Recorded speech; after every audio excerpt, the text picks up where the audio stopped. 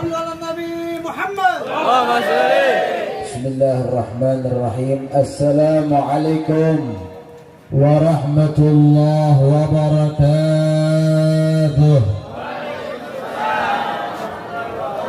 Alhamdulillah wassalatu wassalamu ala Rasulillah Muhammad ibn Abdullah wa ala alihi wa sahbihi wa man walah wa la hawla wa la quwwata illa billah.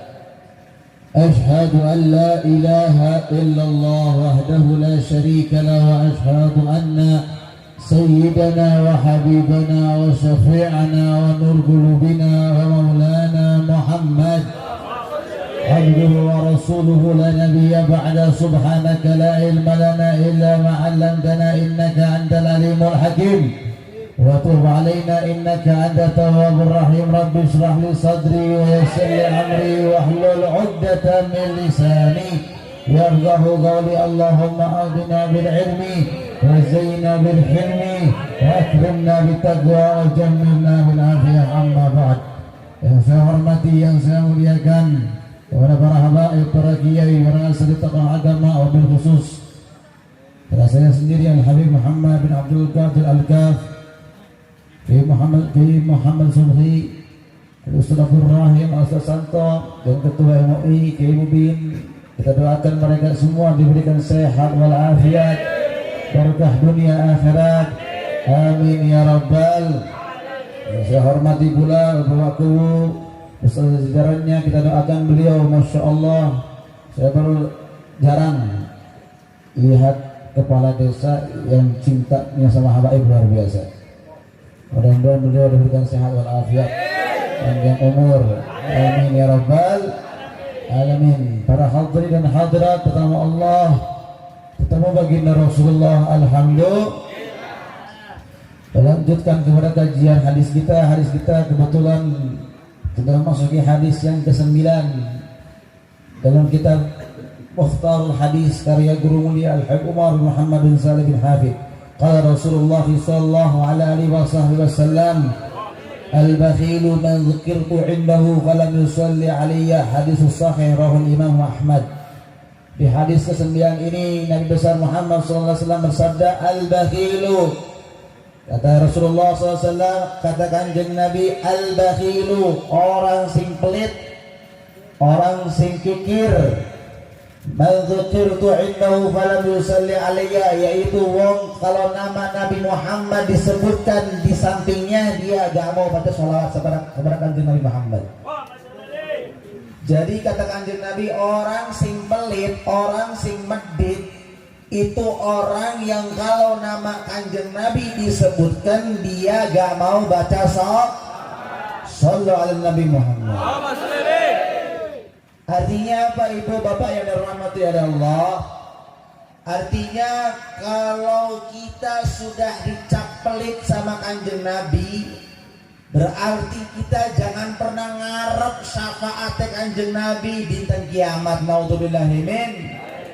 Makanya kata kanjeng Nabi, orang yang pelit di pandangan Rasul, orang yang pelit di pandangan kanjeng Nabi bukan orang yang gak pernah ngasih beras sama kanjeng Nabi, bukan orang yang gak pernah ngasih harta sama kanjeng Nabi, bukan orang yang gak pernah ngasih duit sama kanjeng Nabi, tapi orang yang pelit di mata kanjeng Nabi, yaitu kalau dia dengar nama Rasul, dia dengar nama Nabi Muhammad, dia gak mau baca salawat kepada kanjeng Nabi Muhammad.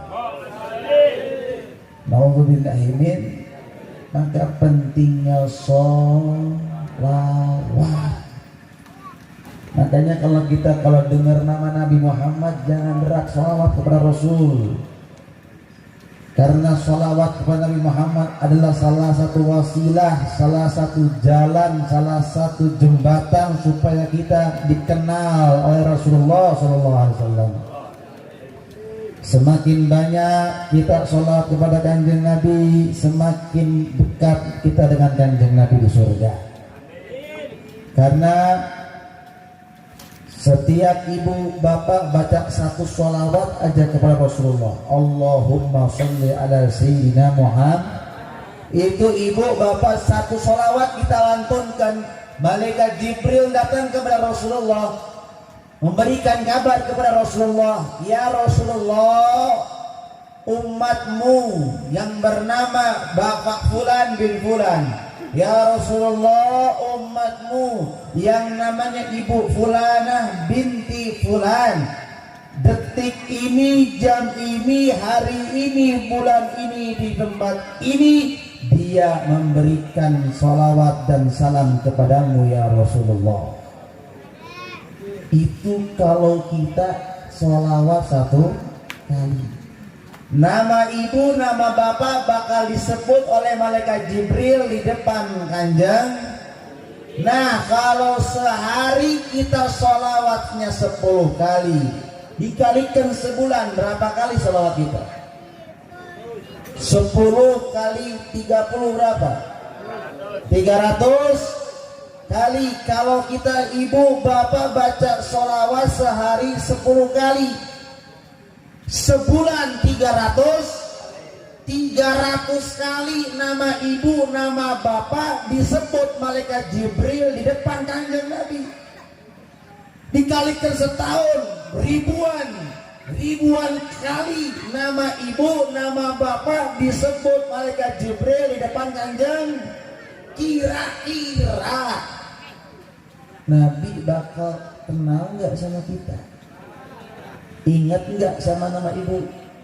Ingat nggak sama nama bapak?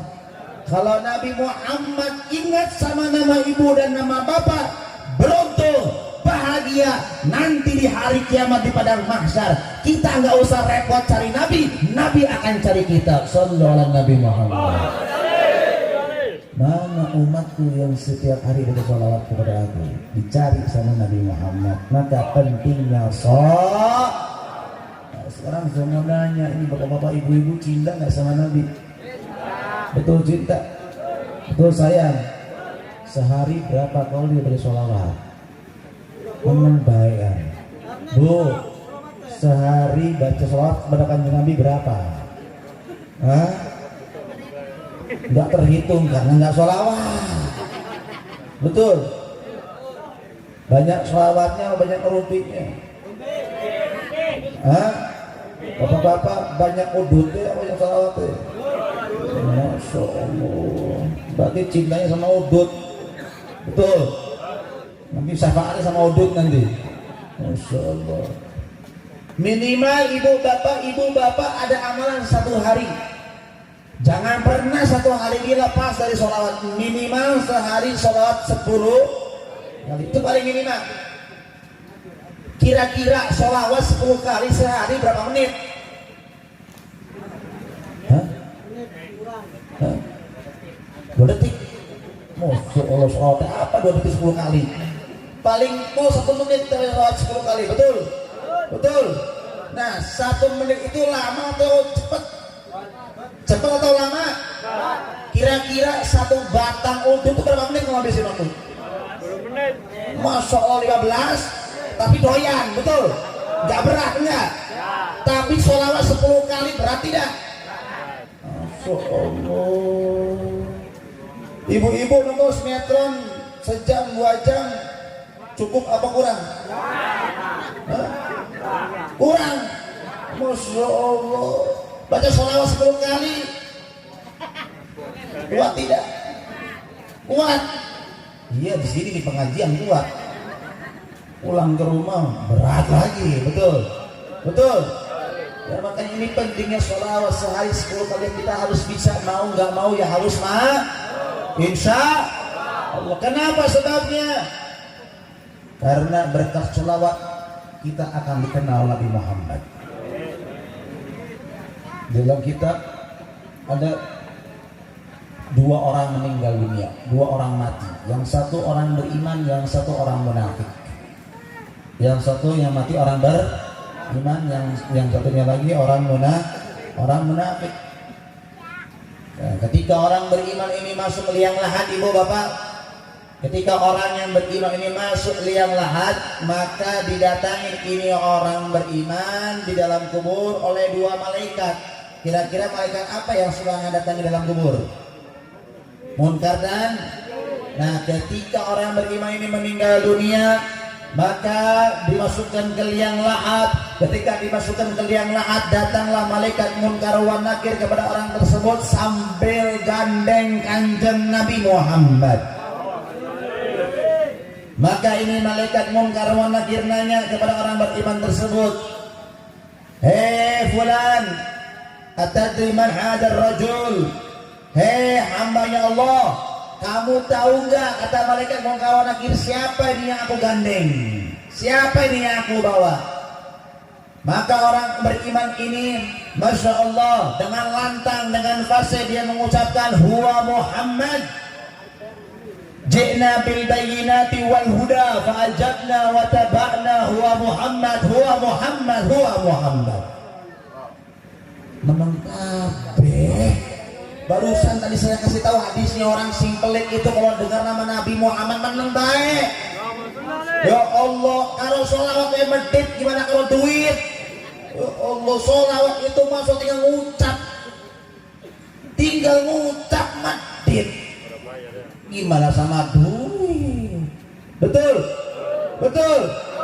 Kalau dengar nama Nabi, dia baca sholawat, siap? Siap kenceng sholawatnya, siap? Maka ditanya ini orang beriman oleh malaikat munkar wa nakir, yang mana malaikat munkar wa nakir datang kepada orang beriman tersebut sambil gandeng kanjeng Nabi Muhammad. Ditanya, tadri man hadzal rajul? Orang beriman, kamu tahu nggak siapa yang aku gandeng, siapa yang aku bawa? Maka orang beriman ini menjawab dengan fasih dan lantang, huwa Muhammad. Ji'na bil bayyinati wal huda fa'ajabna, huwa Muhammad, huwa Muhammad, huwa Muhammad. Hei malaikat munkar wa nakir, yang kamu gandeng, yang kamu bawa itu adalah Rasulullah. Dia datang kepada kami dengan kejelasan dan petunjuk. Dia Rasulullah, dia Rasulullah, dia Rasulullah. Masya Allah, ini orang beriman padahal di dunianya belum pernah dijumpa sama Nabi. Ini orang beriman padahal di dunia belum pernah bermimpi kanjeng Nabi. Tapi ketika malaikat munkar wa nakir datang di dalam kubur sambil gandeng kanjeng Nabi, dia kenal wajah Nabi. Ketika dia mengenal Rasulullah, maka apa kata malaikat munkar wa nakir? Nim salihan qad alimna annaka lahu kinan bi. Hei orang saleh, hei orang beriman, tidur kamu yang enak, kata malaikat munkar wa nakir. Tidur kamu di dalam kubur yang enak, yang nyenyak. Kami malaikat bersaksi bahwa kamu adalah orang yang beriman dan mencintai Nabi Muhammad. Dan yang kedua, sudah beres. Yang kedua, ini orang munafik. Sama, ketika orang munafik ini meninggal dunia, dimasukkan ke liang lahat, maka orang munafik ini didatangi oleh malaikat munkar wa nakir, yang mana malaikat munkar wa nakir datang kepada orang munafik itu sambil gandeng kanjeng Nabi Muhammad.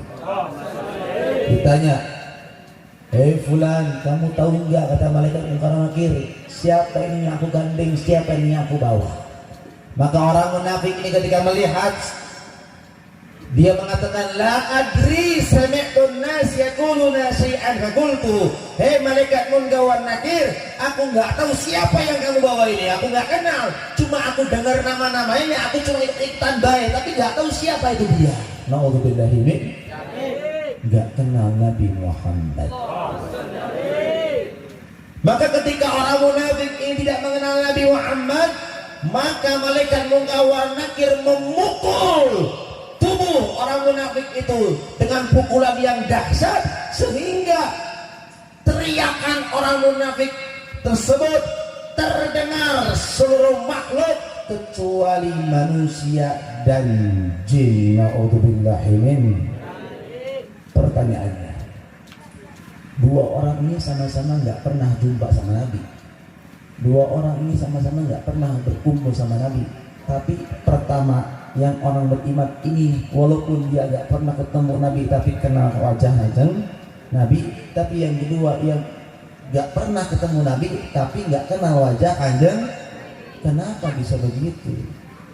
Betul ucapan Nabi Muhammad, shadaqta Rasulullah sallallahu alaihi wasallam. Apa kata Rasulullah dalam hadis, al-arwah junudun mujannadah.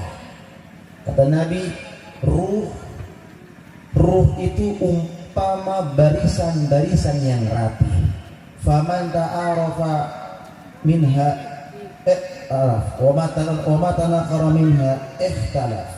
Atau kama qala Nabi, al-arwah junudun mujannada faman ta'alafa minha ihtalaf wa ma tanaqara minha ikhtalaf. Kata Nabi, ruh itu umpama barisan-barisan yang rapi. Kalau di dunianya dia saling cinta, maka ruhnya pun nanti di hari kiamat akan saling cinta. Akan tetapi kalau di dunianya ruhnya saling benci, maka di hari kiamat pun ruhnya akan saling benci. Orang yang beriman ini yang pertama, dia tidak pernah jumpa Nabi, dia tidak pernah melihat Nabi, tetapi di dunia rohnya dekat dengan Rasulullah. Di dunia rohnya dekat dengan kanjeng Nabi. Di dunia rohnya selalu bersolawat kepada kanjeng Nabi. Berkat solawatnya, berkat menghidupkan sunnah kanjeng Nabi di dunianya, maka rohnya kenal kepada kanjeng Nabi Muhammad. Tetapi orang yang kedua, dia beriman sama Nabi. Orang munafik dia beriman, cuman di dunianya dia nggak pernah dekat sama Nabi. Di dunianya dia nggak pernah sholawat sama Nabi. Maka bahkan di dunianya dia benci Nabi, benci dzurriyyah Nabi, benci pewaris Nabi. Maka di hari kiamat pun rohnya tidak akan mengenal Rasulullah SAW. Maka hati-hati, jangan pernah benci dengan kanjeng Nabi. Loh Beb, saya nggak pernah benci sama kanjeng Nabi kok. Iya, memang Anda nggak pernah benci kanjeng Nabi, tapi Anda benci dzurriyyahnya, Anda benci keturunannya, dan Anda benci para pewaris-pewarisnya. Jika Anda bencinya pada dzurriyyah kanjeng Nabi, benci kepada para pewaris Nabi, yaitu para kiai, para ulama, maka sama saja Anda membenci Nabi Muhammad. Na'udzubillahimin. Maka hati-hati. Di dunia Anda beriman, sholat rajin, masya Allah, ibadahnya rajin, puasa Ramadannya rajin. Apa kata Nabi Muhammad dalam satu hadisnya? Nabi pernah bersabda, barang siapa orang sholat wasoma, sholat puasa bainar rukni wal maqam, di depan Ka'bah. Ada orang sholat di depan Ka'bah dalam keadaan puasa, wa mata, dan mati, tetapi dalam hatinya, kata Nabi, ada bughd. Dalam hatinya dia ada benci kepada keturunanku, dakhalan nar, masuk api neraka, kata Rasulullah. Walaupun sholat di depan Ka'bah, walaupun matinya dia di depan Ka'bah, tetapi di dalam hatinya kalau ada benci kepada keturunanku, kata Rasulullah, dakhalan nar, masuk api neraka. Na'udzubillahimin. Maka adanya momentum maulid Nabi Muhammad ini menjadikan kita barometer agar kita lebih dekat lagi dengan Rasulullah Sallallahu Alaihi Wasallam. Dengan apa? Perbanyak sholawat. Ibu bapak nggak usah rugi kalau ibu bapak di dunianya selalu sholawat sama Nabi, nanti ibu bapak bakal dikenal Nabi. Memang rohnya kita ini belum, di jasad kita belum ketemu Nabi, tapi roh kita nanti akan mengenal wajah Nabi Muhammad. Berkat apa? Berkat sholawat kita kepada kanjeng Nabi, berkat menghidupkan sunnahnya kita dengan sunnah-sunnahnya kanjeng Nabi besar Muhammad Sallallahu Alaihi Wasallam. Karena ibu bapak yang dirahmati oleh Allah, tidak ada kunci selamat dunia akhirat, tidak ada kunci bahagia dunia akhirat kecuali kita meneladani dan mencintai Nabi Muhammad. Dan cara tercepat agar kita mencintai Nabi Muhammad yaitu perbanyak sholawat kepada Nabi Muhammad. Maka jangan bangga doang cinta sama Nabi. Ya, kalau saya nanya, saya pasti kalau nanya jawab yang kompak, jawab yang semangat. Cinta nggak sama Nabi? Pasti jawabannya betul. Cinta sama Nabi, sayang sama Nabi, Jangan cukup bangga cinta sama Nabi, tapi bagaimana caranya kita ini dicintai Nabi. Jangan cukup bangga saya ini rindu sama Nabi, tapi bagaimana caranya kita dirindui Nabi. Sekarang kita cinta sama Nabi, belum tentu Nabi cinta sama kita. Sekarang kita rindu sama Nabi, belum tentu Rasulullah rindu sama kita. Makanya ayo jangan cari jalan, cari cara. Gimana caranya kita ini gak cukup mencintai, tapi bagaimana caranya kita dicintai Nabi Muhammad. Bagaimana caranya? Tadi terbanyak sholawat kepada Rasul. Jangan medit sama kanjeng Nabi. Kalau dengar nama Nabi baca sholawat, tiap hari punya amalan sholawat. Berkat sholawat insya Allah kita akan dicintai Nabi Muhammad. Makanya Al-Habib Ali bin Muhammad Al-Habsyi, pengarang Maulid Simduror yang barusan kita baca, dia pernah berkata, bayyidu wajhan nabiyikum bisalihi a'malikum. Kata Al-Habib Ali, gembirakan wajah Nabi kalian dengan amal saleh kalian. Artinya apa ibu bapak yang dirahmati Allah? Kita pengen gak gembirakan Nabi? Jawab yang kompak. Kita pengen gak digembirakan, menggembirakan Nabi? Pengen gak buat Nabi bangga sama kita? Kalau pengen buat bangga Nabi, apa kata Habib Ali? Bisalihil a'malikum, banyaklah kita beramal saleh, berbuat baik. Selagi kita berbuat baik, entah itu bersolawat, entah itu berzikir, entah itu bersilaturahmi, entah itu menghidupkan sunnah, maka cara itulah yang akan membuat Nabi Muhammad bangga kepada kita. Sekarang zamannya terbalik, ngaku cinta sama Nabi tapi nggak sadar tiap hari ngelemparin kotoran dosa di muka kanjeng Nabi Muhammad. Itu umat zaman sekarang. Dulu orang-orang kafir Quraisy ngelemparin kanjeng Nabi pakai batu, betul? Dulu orang-orang kafir Quraisy lemparin kanjeng Nabi pakai kotoran unta, betul? Sekarang umat zaman sekarang orang kafir lemparin kanjeng Nabi sama batu wajar karena dia benci sama kanjeng Nabi. Orang kafir lemparin Nabi pakai kotoran unta wajar karena dia benci kanjeng Nabi. Yang lebih parah sekarang umat ngaku cinta, ngaku beriman sama kanjeng Nabi, tapi tiap hari lempari Nabi dengan kotoran-kotoran dosa. Naudzubillahi min. Gimana? Lihat keadaan umat sekarang. Dulu Nabi berjuang untuk kita. Sampai Nabi belain 3 hari 3 malam tidak makan untuk bela umat agar umatnya bersatu. Betul? Dulu Nabi Muhammad berjuang mengorbankan jiwa, raga, harta anaknya untuk bela umatnya. Betul? Kanjeng Nabi dulu tidur beralaskan tanah, berbantalkan batu demi umat. Betul? Nabi Muhammad berjuang untuk umat agar umatnya bersatu. Nabi sudah merajut, ibaratnya itu sudah jahit bajunya sudah jadi, tinggal dikemas doang, tinggal dipakai doang. Sekarang umatnya yang akhir zaman malah merobek baju yang sudah dibuat Nabi Muhammad. Kok bisa dirobek? Iya, dengan saling mencela dan menghina satu sama lain. Betul? Lihat keadaan Islam, saling celak, saling hina. Sesama Islam saling celak, saling hina. Sesama umat Islam saling menjatuhkan.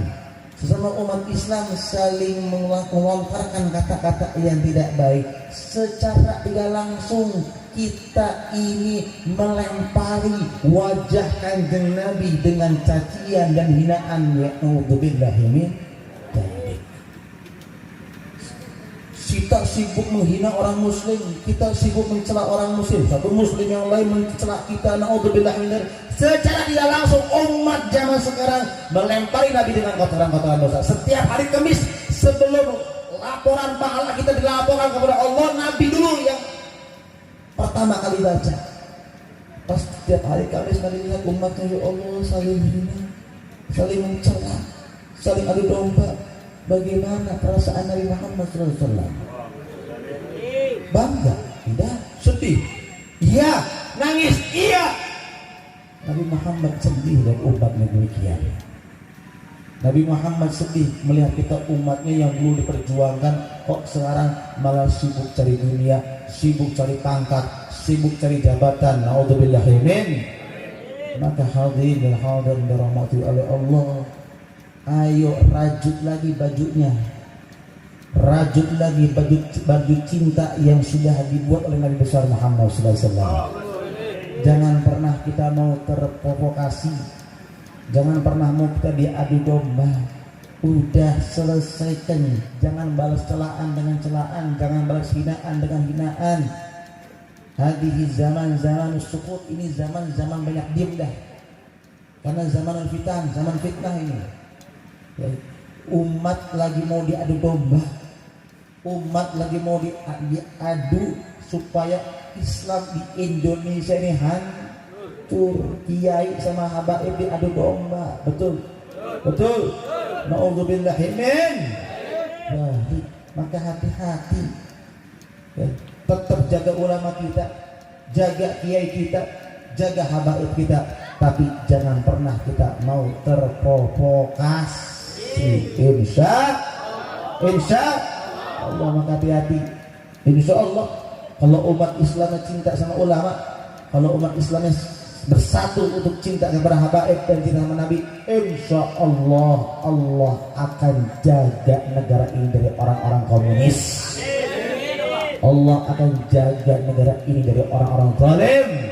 Amin ya rabbal alamin. Maka ibu bapak yang dirahmati oleh Allah, itu ya, jaga hubungan kita dengan Rasul, jaga hubungan kita dengan Nabi, jaga hubungan kita dengan dzurriyyah Nabi, jaga hubungan kita dengan para pewaris Nabi, para kiai, para ulama.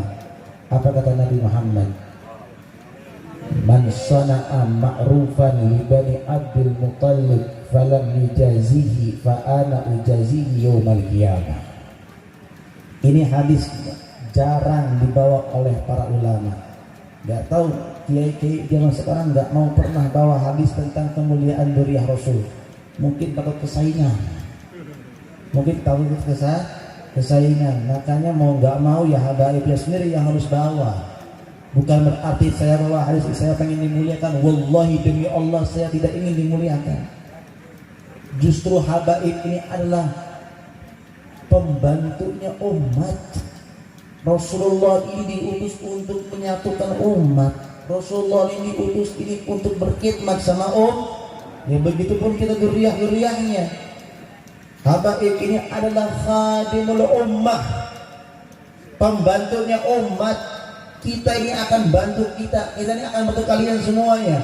Jika kalian memuliakan kami para dzurriyyah Rasul, maka kami berhak lebih memuliakan kalian semuanya. Apa kata Rasulullah? Man sana'a ma'rufan li bani Abdul Muttalib, barang siapa yang berbuat baik kepada keturunan Abdul Muttalib, kata Rasul. Siapa keturunan Abdul Muttalib? Keturunan Abdul Muttalib yaitu para habaib, para dzurriyyah Rasul. Apa janjinya Nabi? Falam yujazihi, barang siapa yang berbuat baik kepada keturunan Abdul Muttalib, falam yujazi, dia di dunia enggak dapat balasan, dia di dunia enggak dapat imbalan. Fa ana ujazi yaumal qiyamah. Rasulullah janji, aku yang akan balasnya nanti di hari kiamat. Aku yang akan balasnya nanti di hari kiamat. Kalau kita khidmat kepada para dzurriyyah Nabi, kalau kita khidmat kepada para pewaris Nabi, kalian gak dapat balasan di dunia, gak dapat untung di dunia, gak dapat duit di dunia, gak dapat pangkat di dunia. Nanti Nabi sendiri yang akan membalas kita nanti di hari kiamat. Amin ya rabbal. Maka jangan pernah ada kata lelah untuk bela ulama, bela habaib. Jangan ada kata lemah untuk bantu dzurriyyah Rasul dan para pewaris Nabi Muhammad. Hati-hati, ini hadis sekarang Masya Allah zaman sudah berbahaya. Sudah mulai sibuk ngurusin habaib sama pemerintahnya. Sampai orang miskin gak diurusin. Betul nggak? Masya Allah, gara-gara satu dzurriyyah Nabi sibuk itu semua. Yang lain ya, yang sedang kemiskinan, yang nggak punya duit, yang ada masyarakatnya kelaparan nggak pernah diperhatikan. Betul? Betul? Masya Allah, kesian ini negara. Hati-hati, hati-hati. Adanya Indonesia, adanya dunia itu berkat Nabi Muhammad. Allah sendiri ngomong laulaka ya Muhammad ma khalaqtu aflak. Kalau bukan karena kamu wahai Rasul, kalau bukan karena engkau wahai Muhammad, aku tidak akan ciptakan jagat raya ini. Kalau bukan karena Nabi Muhammad SAW. Maka ayo cintai Nabi dengan banyak sholawat, cintai Nabi dengan cinta kepada duriahnya, cintai Nabi dengan cinta kepada pewaris-pewarisnya, para kiai, para ulama. Jaga mereka waris Nabi Muhammad. Memang mereka gak ada darah Nabi, tapi mereka ada hubungan dengan apa? Dengan ilmu Nabi besar Muhammad. Maka mereka pun harus dijaga, karena mereka pun amanul ardi fadzakiri. Mereka para kiai, para ulama pun pengaman bumi. Pengaman bumi, paku-pakunya bumi. Kalau rumah wis tidak ada pakunya roboh tidak? Roboh. Dunia pun kalau sudah tidak ada kiai di negara Indonesia, kalau sudah tidak ada ulama, para kiai, roboh negara ini. Bukan roboh hancur bangunannya, bukan. Akhlak moral masyarakatnya roboh. Kenapa? Tidak ada ulama, tidak ada kiai. Kiai kabeh harus dicabut kabeh Gusti Allah Subhanahu wa taala. Maka musibah yang paling besar itu meninggalnya para alim ulama. Maka doakan mudah-mudahan Ustaz Santo, Ketua MI-nya, Ustaz Muhammad Subhi-nya, Ustaz Abdul Rahim, dan para asatidz lainnya dipanjangkan umurnya Allah. Diberikan mereka semua sehat walafiat, agar mereka terus membimbing umat untuk lebih dekat dengan Allah dan Rasulnya. Amin ya Rabbal, amin ya Rabbal. Mudah-mudahan kita pun diberikan dalam hati kita rasa cinta kepada Kanjeng Nabi Muhammad. Mudah-mudahan ini pengajian, ini majlis menjadikan saksi bahwasannya kita pernah berkumpul rindu dengan Nabi Muhammad. Mudah-mudahan majlis ini pun akan menjadikan jembatan kendaraan kita untuk menuju syafaat Nabi Muhammad. Tinggal kita istiqomah sholawatannya, istiqomah hidupkan sunnahnya, istiqomah jaga imannya. Insya Allah hidup kita agak lama kok. Sabar, tahan terus istiqomah kita, tahan agama kita. Jangan pernah mau kita jual iman kita dengan dunia. Jangan pernah mau jual iman kita hanya untuk duit. Paling duit harta tahta dipakai paling berapa jam, 2 jam. Betul. Sabar, jangan terpancing dengan itu. Sabar, jangan pernah mau jual iman kita dengan harta yang sementara sifatnya. Sabar, karena sebentar lagi ajal di depan mata kita. Kalau kita kuat, kalau kita istiqomah, jaga agama, jaga Islam, insya Allah kita akan dapat balasan yang lebih dari duit, yang lebih dari pangkat, yang lebih dari harta, yang lebih dari takhta, yaitu surga ya Allah yang penuh kenikmatan. Paling capek di dunia sementara, lelah di dunia sementara, sabar di dunia sementara, nanti kita akan meraih hasilnya nikmat abadi selama-lamanya di surga. Dan orang-orang yang sudah menjual imannya dengan menjual imannya dengan harta, orang-orang yang sudah menjual keimanan dengan tahta, paling dia senangnya nikmatnya di dunia. Sehari 2 hari ajaran dicabut oleh Allah, naudzubillahi min dzalik, dia akan merasakan kesengsaraan selama-lamanya di neraka Allah. Naudzubillahi min. Maka mudah-mudahan Allah kuatkan iman kita, kuatkan takwa kita, dan mudah-mudahan ibu bapak saya satu terakhir, jaga sholat, jaga sholat. Sesibuk-sibuknya kita jaga sholat. Nih tempat sekarang yang kita duduk ini musola, ini sebenarnya itu tanda kiamat musola ini. Kok musola tanda kiamat? Iya, musola itu tanda kiamat kalau musolanya kosong dari sholat berjamaah. Masjid penuh, masjid gede, masjid megah mewah, tapi nol jamaahnya. Itu tanda kiamat. Nah, kalau pengen makmur bloknya, kalau pengen makmur lingkungannya, makmurkan musolanya. Paham? Paham? Ini tempat yang paling selamat dari wabah, dari virus ya musola. Karena musola masjid rumahnya Gusti Allah. Lihat, Allah buktikan bukan hanya sebatas lisan. Tsunami di Aceh yang Masya Allah merandakan rumah, gedung, tapi lihat masjidnya Allah, rumahnya Allah utuh. Betul tidak? Betul tidak? Nah, itu tanda sudah sama Allah bahwa saya tempat yang paling aman, yang paling dijaga oleh Allah, yaitu musola dan masjid. Kalau musola bangunannya aja Allah jaga, bagaimana para penghuni-penghuninya? Maka begitu juga orang-orang yang ahli sholat berjamaah di masjid. Orang yang ahli sholat berjamaah di masjid yaitu orang yang paling dijaga oleh Allah Subhanahu wa Ta'ala. Kalau bangunannya saja fisiknya dijaga, apalagi orang-orang yang makmurkan masjidnya, orang-orang yang makmurkan musholanya, insya Allah dia dan keluarganya pun akan dijaga oleh Allah Subhanahu wa Ta'ala. Ya, mudah-mudahan mushola Darul Haddad itu mudah-mudahan dimakmurkan oleh Allah Subhanahu wa Ta'ala.